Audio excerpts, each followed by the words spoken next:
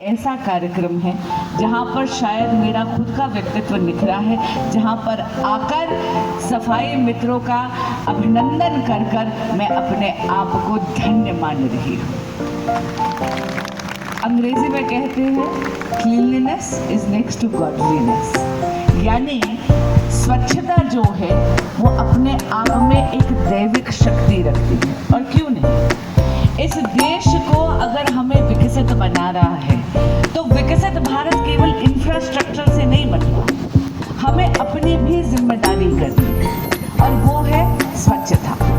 आदरणीय महात्मा गांधी जी ने जब हमारे देश को स्वतंत्रता दिलाई तो सबसे पहला मूल मंत्र उन्होंने कहा था कि हमें अपने देश को स्वच्छ बनाना है। उसके लिए एक एक व्यक्ति का खुद का श्रमदान जरूरी है।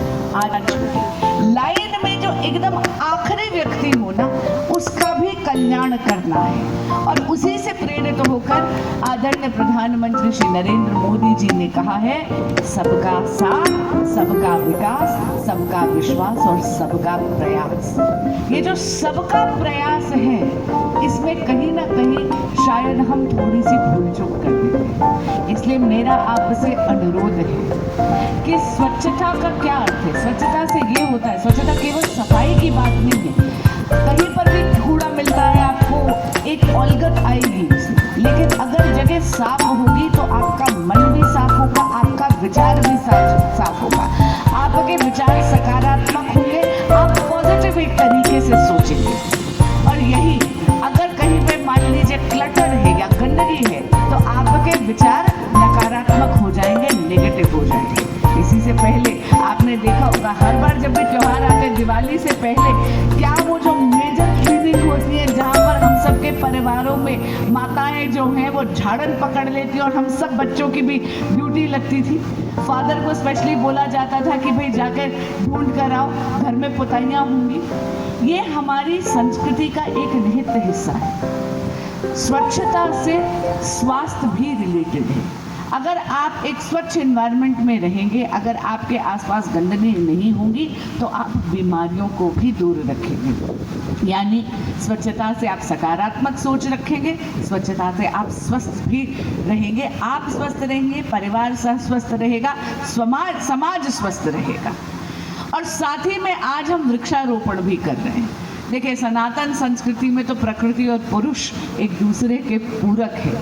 माँ पार्वती, जिनका अभी जगत जननी जगदम्बा का नवरात्रि तो चल ही रहा है, वो तो स्वयं साक्षात प्रकृति स्वरूपा है।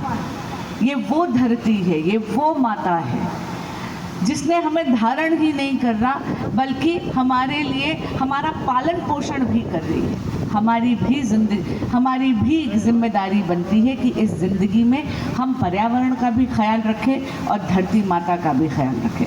आदरणीय प्रधानमंत्री श्री नरेंद्र मोदी जी ने जो एक पेड़ माँ के नाम एक मुहिम लगाई है, मुझे लगता है ये बहुत ही अतुल्य मुहिम है और बहुत ही सुंदर मुहिम है।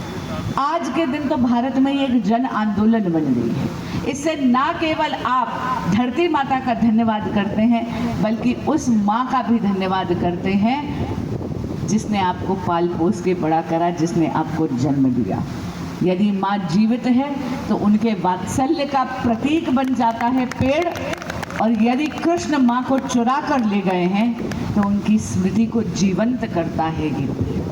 आज हम सब ने मिलके जो आज प्रतिज्ञा ली है, भाइयों और बहनों, ये केवल एक दिन की फॉर्मेलिटी नहीं है, औपचारिकता नहीं है। आइए इस प्रतिज्ञा को आत्मसात करें, खुद भी स्वच्छता में श्रमदान करें, पेड़ लगाएं, अपने एनवायरनमेंट का, अपने पर्यावरण का ख्याल रखें और साथ ही अपनी अगली जनरेशन को भी ये संस्कार देने की प्रतिज्ञा यहाँ से लेके जाएं। आने वाले त्यौहार आपके लिए बहुत मंगलमय हो। आपने आज ये जो स्वच्छता का मिशन लिया है, इसमें आपकी खूब सपोर्ट मिले, आप इसको प्रतिबद्ध होकर अच्छे तरीके से करें, यही मेरी मंगल कामना है। भारत माता की जय।